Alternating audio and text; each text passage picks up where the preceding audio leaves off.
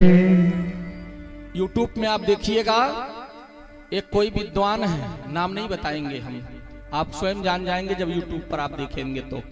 उन्होंने कहा श्रवण कुमार को राजा दशरथ नहीं मारे थे।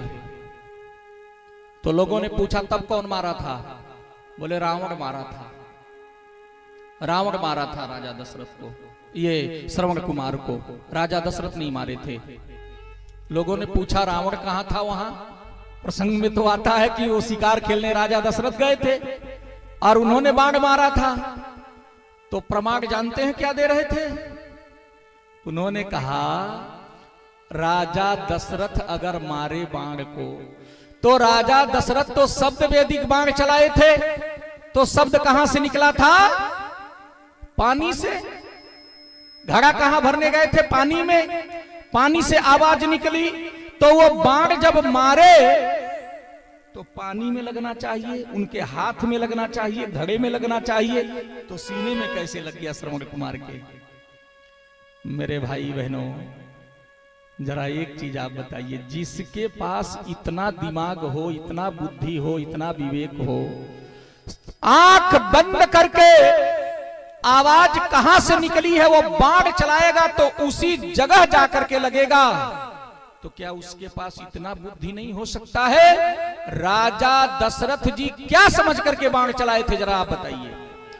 जो रामायण में लिखा हुआ है उसमें यही लिखा है कि जो राजा दशरथ जी सोचे भोर का समय है, हिरण पानी पीने आया है। यही तो सोचे थे। बोलिए क्या सोचे थे? हिरण कोई पानी पीने आया है। तो अब बताइए आप कि हिरण पानी पीने आया तो पानी पी रहा है तो आवाज कहां से निकली? पानी से। अगर वो उसका मुंह भी वहां वही सोच करके अगर मारे तो भी, अगर हिरण ही समझ करके मारे तो फिर उसके मुंह में ही लगना चाहिए। तो आप बताइए, उन्होंने विचार किया हिरण पानी पी रहा है, आवाज यहां से निकली और उसका शरीर, गला कितना दूर होगा, उसका सीना कहां होगा, छाती कहां होगा। तो उतने दूर का अंदाज करके और राजा दशरथ जी बाण चलाए थे। एक हाथ की दूरी होती है गले से और शरीर से, हिरण के शरीर से और गले से मिला करके एक हाथ की दूरी।